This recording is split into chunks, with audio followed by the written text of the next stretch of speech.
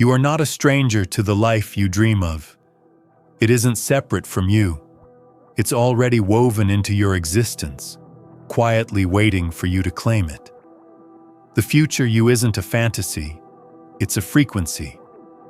And that frequency is humming right now, waiting for your signal. But here's the twist. That signal isn't your wish list, your vision board, or the words you repeat. It's the identity you embody. The universe doesn't respond to what you want. It responds to who you are willing to become. There is a version of you who already walks in abundance, already breathes in freedom, already lives the reality you keep imagining. That self is not somewhere far off. Through the strange and beautiful design of quantum entanglement, you are already connected to it, here, in this very moment. Not in the future, not after you fix yourself, not after another ritual or technique. Now, so the real question is not, is my dream life real? The real question is, why haven't I tuned into it yet? If you feel trapped, if your goals keep slipping away, it's not because they are distant. It's because your current self is still entangled with an identity that doubts, delays, and sabotages its own power. But the moment you collapse that old identity, not with force, but with awareness, your entire reality starts to rearrange itself. Here's the secret most people never discover. They try to build change from the outside in. They hustle, they push, they force. And when they find spirituality, they often repeat the same mistake. They visualize harder, affirm louder, chase signs desperately. But nothing truly shifts, because the old identity is still in control. This isn't about stacking more techniques on top of your life. It's about dissolving the false self that keeps you locked in the same loop. That's why this is not just another video about the law of attraction. This is a deeper initiation, a breakdown of how reality bends when you collapse identities, and how timelines jump the moment you decide to. Because right here at this intersection, two mysteries collide: quantum entanglement and quantum jumping. Entanglement is the hidden thread that explains why your inner world reshapes the outer one. It's why your energy bends matter, why your emotional state colors every outcome, and why even the silent patterns of your subconscious ripple outward. Whether you realize it or not, you are always transmitting a signal into the quantum field. And that signal isn't carried by your words. It's carried by the vibration of your being. Your identity itself is the broadcast. Now let's step into the misunderstood terrain of quantum jumping. Most people hear the term and think of it as magic or some escape into fantasy. But the truth is far more grounded and far more extraordinary. Quantum jumping is simply the recalibration of identity. It's the shift that lets you move between entangled realities, slipping into the version of yourself that already lives the outcome you desire. And here's the astonishing part. You've already experienced it. Think back to that moment where a single decision altered the entire course of your life. That was a jump. The instant you saw yourself through a new lens, even if it lasted only a heartbeat, that was a ripple across timelines. That restless whisper that tells you you're meant for more. That isn't wishful thinking. It's the voice of your future self bleeding through the cracks of time. Because in the quantum field, time doesn't march in a straight line. It stacks in layers. Which means the self you're becoming can reach back to nudge you, just as easily as you can stretch forward to meet them. You are in constant dialogue with the version of you who has already crossed the finish line. And that dialogue is happening right now. That is the code. That is the secret. The field isn't asking for more effort. It isn't demanding more struggle. What it responds to is coherence, clarity, the steady hum of a frequency that perfectly matches the life you are calling in. Not through endless affirmations, not through force, but through being. So in this journey, we're going to peel back the illusions around manifestation. Step by step, we'll uncover the mechanics of the most overlooked power you already hold. How entanglement makes timeline jumping not a rare miracle, but an inevitability once you align your identity with it. And let's be clear, this isn't about wishing, hoping, or waiting for the universe to notice you. This isn't about picturing a dream life in your head and hoping it lands in your lap. This is about dissolving the false self, collapsing the outdated identity, and stepping into the frequency that already holds everything you seek. Because reality isn't random. Reality is coded. And you are the one holding the key. In this next stage, we'll peel back the curtain on what entanglement really means. Not just in the invisible world of subatomic particles, but in the visible patterns of your own life. Yes, we'll glance at the science, but more importantly, we'll uncover how this principle explains every moment you've ever felt stuck, misaligned, or out of sync with the life you desire. Because the truth is simple. The version of you who already lives that dream is connected to you right now. The mystery isn't whether it exists.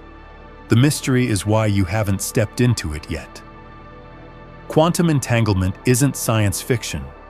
It's one of the most documented and yet most mystifying discoveries in modern physics. In its essence, it shows that when two particles connect, they remain linked forever. Alter one, and the other shifts instantly, no matter if they're side by side or galaxies apart. Even Einstein, baffled by its elegance, called it spooky action at a distance. But here's the part few ever dare to ask. If matter itself can behave this way, why not consciousness? Why not you? You're not a single particle floating in empty space. You are a living field of awareness. And just as particles stay linked, you too remain entangled, not only with people you've crossed paths with, but with the infinite versions of yourself that already exist across timelines. Think of those alternate selves, the you who made the bolder choice, the you who followed instinct instead of fear, the you who healed instead of hiding. They are not strangers. They are threads of you, pulsing in parallel, waiting for resonance. You're not cut off from them. You're either vibrating in harmony or in dissonance with them. And that vibration is precisely what the quantum field mirrors back into the life you're living.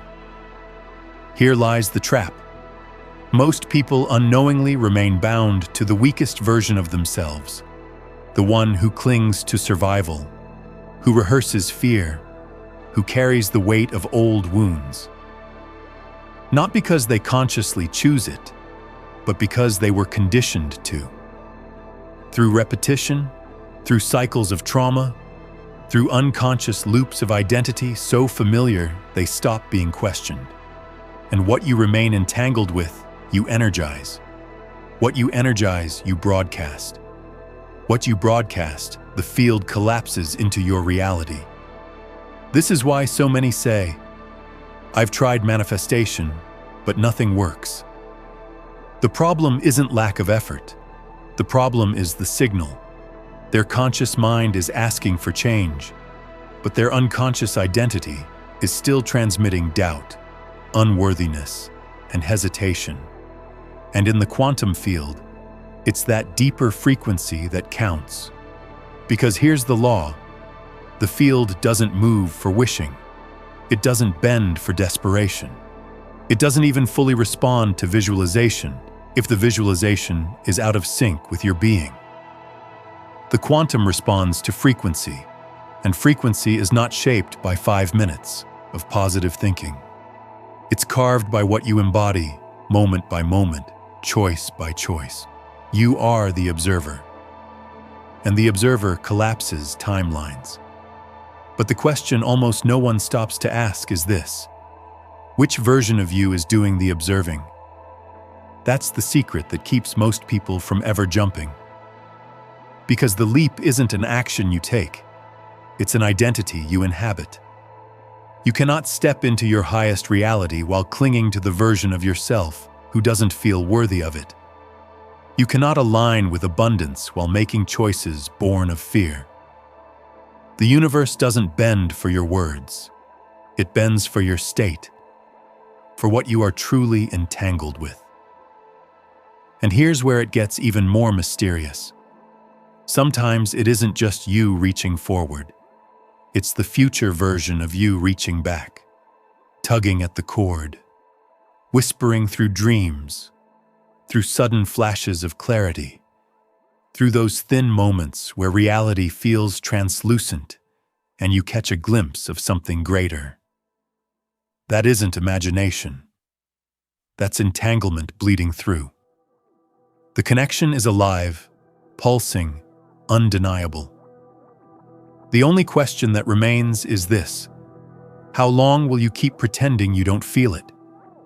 Now we arrive at the doorway, the moment where entanglement turns from theory into practice. This is where you learn how to rewire your field, not through wishful thinking or mindset tricks, but through something far more radical: identity collapse. That is the real jump. That is how we break the loop. That is how the shift begins. But before we go deeper, pause. If something inside you is stirring as you hear these words, it's not because you're learning something new. It's because you're remembering. That's what entanglement does. It doesn't introduce, it awakens. It calls forward a truth you buried long ago. So if you felt a spark, a resonance, a pull, take that as your sign. And if you're serious about walking this path, anchor it. Subscribe, not for me, but for the version of you that is already leaning forward, waiting to step into the light. And in the comments, write this down. Not the dream you're chasing, but the reality you're ready to release. Name it. Witness it. Because acknowledgement is the first strike that unravels its hold. Now, let's move toward the method. You've been entangled with the self who doubts, delays, compromises. But the self who has already crossed the threshold, the one living the reality you want, isn't out there in some distant tomorrow. That self is already observing you. The only reason you haven't become them is because your current identity keeps dragging you into the same script, replaying the same movie. The time has come to rewrite the observer. Here's the truth most people miss. Every single moment, you are choosing who looks out through your eyes. Most believe they are their habits, their emotions, their personality. But all of that is just software, and you are not the program. You are the one who chooses which operating system runs. At any moment, you can reboot. This is the heart of quantum jumping. Not forcing yourself into a new life, but stepping away from the observer entangled with limitation. The leap doesn't come through action. It comes through collapse. So how do we begin? First, by knowing what not to do. You are not going to close your eyes and pretend. You are not going to visualize harder, chant louder, or try to escape into a fantasy. That's the survival strategy of the old self, the one trying to run away instead of dissolve. Because here's the revelation: jumping isn't about escape, it's about reclamation, and the first key is awareness. Ask yourself right now, with no filters, who is the self behind my current life? What are their unquestioned beliefs? What fears sit in their body? How do they whisper to themselves in the silence? Sit with it. You'll notice the signature, the heaviness in your chest, the tightness in your throat, the low hum of doubt that's been shaping every choice. That isn't random. That's the fingerprint of the observer you've been collapsing reality through for years. And now comes the hardest question you may ever ask. Am I willing to let that version of me die? Because a true jump isn't a leap across space. It's a death. A quiet, conscious, sacred funeral for the self that cannot walk with you into your next reality. This is why so few ever leap. Not because the new life isn't waiting, but because the old self feels too familiar. Familiar struggle, familiar fear, familiar pain that somehow became home. And the mind convinces us it's safer to stay in the misery we know than to step into the freedom we can't yet imagine. But here, right now, you are standing at the threshold. You can cling to what's familiar, or you can choose to let it die. The choice, as always, is yours. So here it is, the method. It doesn't come dressed up in complicated names or mystical rituals. It's simple. 3 movements, 3 choices, 3 shifts that realign your field. Part 1. Witness. Begin by sitting face to face with the self you're ready to release. Don't fight them. Don't shame them. Simply witness. Let their voice rise. Let them be seen, not judged. Most timelines don't dissolve because they're resisted. They dissolve because they are acknowledged and outgrown with grace. Part 2. Sever now, gently but firmly. Shift the entanglement. Speak aloud or whisper inside the truth. This is no longer who I am. I release this self. I collapse this observer. Resistance will come. That's natural. The old identity always fights for survival. But remember, it only carries power if you mistake its echo for your own voice. Part 3. Choose once the field is clear. Choose again. Choose deliberately, not in thought, but in embodiment. Stand as the new self. Breathe as them. Decide from their frequency. Don't just ask, what would the version of me who already has everything do? Ask instead, what will that version refuse to tolerate? And then, stop tolerating it now. These steps are not a ritual you perform once and forget. They are a rhythm, a way of being. Each day, each decision, each breath reaffirms your new entanglement. And slowly, though not in years, but in energetic cycles, the field shifts, because it must. That is the law of the quantum. The observer collapses the wave into the particle. Reality conforms to the identity of the one who observes it, so long as that identity remains consistent. And here's the hidden beauty. The version of you who already lives the life you desire is not a stranger waiting in the distance. It's not an imagined avatar. It's a memory encoded in your energy field, a path already carved, waiting for your footsteps. Soon, we'll talk about what follows the leap, because the jump is not the ending. It is the threshold. It is the beginning of recalibration. And without integration, even the most powerful jump can fracture under the pull of old programs that demand to return. But for now, I leave you with one question to carry. Which parts of me am I still allowing to decide my life, even though I've already outgrown them? And why should they still hold that power? Take a breath, not just for your lungs, but for your timeline. Because if you've come this far, you've already done what most never attempt. You've challenged the authority of your past. You've questioned the identity that's been holding the pen to your story. And that alone begins the shift. You may not yet feel the explosion of a leap, but make no mistake, you've already moved. A thread loosened, a signal was sent. The field has shifted, and that is how every quantum jump begins. Not with thunder, but with frequency, which brings us here. You've done it. You released the self that kept you looping. You stepped into a new observer, even if just for a few minutes. And in that moment, the universe responded. But now comes the part almost no one speaks about: the recalibration. Because jumping isn't only about entering a new timeline, it's about stabilizing inside it. And like any system that's been running on the same code for years, the moment you install a new identity, there will be noise. And that noise is where the real test begins.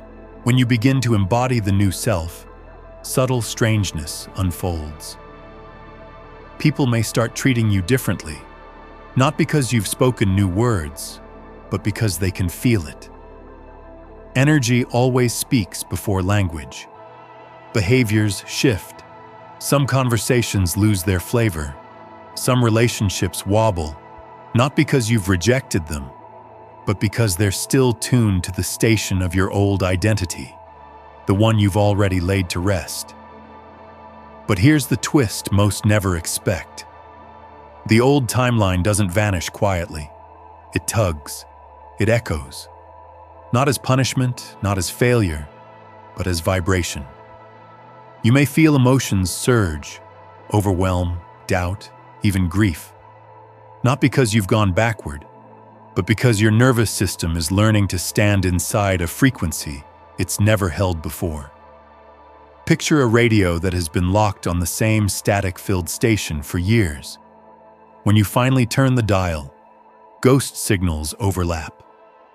For a while, the old noise bleeds into the new clarity, and in that static, the old self whispers, "See, nothing's changed. You're still the same." That whisper is the test, not of strength, but of clarity. Reality doesn't switch tracks neatly. It shifts quantum. The moment you anchor into a new state, every part of your life that doesn't resonate with it begins to unravel. And what unravels often fights before it fades. Most people misinterpret this discomfort as failure. They panic. They collapse back into the old observer. Not because it was better, but because it was familiar. So how do you stay? How do you hold the line inside the new timeline? You don't push harder. You don't fake smiles. You anchor. Anchoring isn't repeating affirmations until your throat is dry. It isn't pretending to be fine when the world feels shaky. Anchoring is living from the new identity, responding as your higher self, even when your circumstances still echo the old. When your bank account shows lack, but you act from abundance. When your relationship feels frozen, but you speak from wholeness. When fear knocks at your door, and you answer, not as your oldest self, but as your highest. Each time you choose the new observer in thought, in emotion, in action, you stabilize the field. Because the quantum doesn't reward strain, it reflects consistency. The universe isn't testing you, it's tuning to you. Every vibration you broadcast announces who you truly believe yourself to be. So instead of asking, "Why hasn't my new reality arrived yet?" ask, "What version of me have I been reinforcing today?" This is where the real jump happens. Not in bursts of inspiration, but in moments of doubt, when you choose again and again to remain the self you declared you would be. Yes, you'll wobble, you'll slip, you'll slide into old loops. But each time you return, each breath you take as the new identity, you retune the field. The old signals weaken, the static fades. What once felt like effort becomes ease. This isn't fake it until you make it. This is feel it until you stabilize it. There's a difference, and one day, almost unnoticed, you'll look around and realize the external has changed. Not because you forced it into submission, but because you became unwavering in your frequency. You stopped reacting from lack. You stopped negotiating with fear. You stopped letting the old voice narrate your life. And once that voice no longer commands the channel, reality has no choice but to rewrite the script. So let me leave you with this. What is one choice you can make today that only your higher self would make? Not a massive leap, just one choice, one shift, one aligned act of coherence. Because that's how the field learns. That's how the new timeline cements. Not with fireworks, but with the quiet power of repetition. And that is how a new reality begins to breathe. In these last moments, let's close the loop. Let's talk about what it means to live in sustained quantum awareness, where jumping is no longer something you do, but something you are. Where the shift isn't a moment, but a way of breathing, walking, and transmitting that upgrades not just your life, but the very timeline you stand inside. And so it begins. Not the leap that's already behind you. Not the test. That was just the noise. This is the still point, where everything inside recalibrates, where the new identity settles into your bones until it's the only one that makes sense. Because something extraordinary happens when you choose coherence over chaos, again and again. The new self stops feeling like a mask. It stops feeling like effort. And without realizing it, you've become the person you once imagined. Not because you forced it, but because you stopped fueling the one who could never hold it. This is integration in its purest form, where your choices feel quieter, but truer.